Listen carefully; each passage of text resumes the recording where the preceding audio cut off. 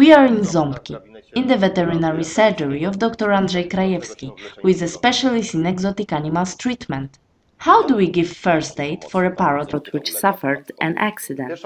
In case of mechanical injuries, the first aid depends on the kind of injury.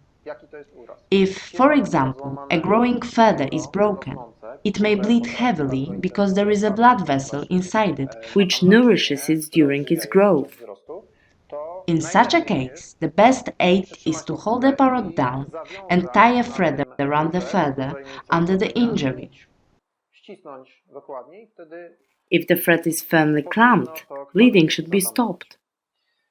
Jeżeli jest jakieś na przykład uderzenie, bo papuga wpadła na okno. If a parrot crashes into a bare window glass and sustains a concussion, it should remain motionless. The best option is to call a vet. If the vet cannot pay us a visit, we should take a parrot to the vet, tightly wrapped in order to enable it moving around and avoid further injuries.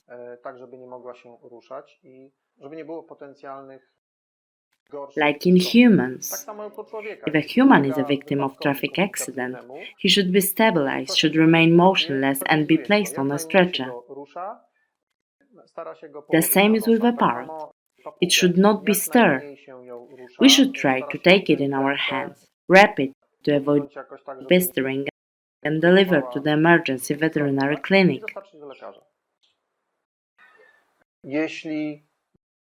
If a claw is broken, there is also profuse bleeding which may be difficult to stop.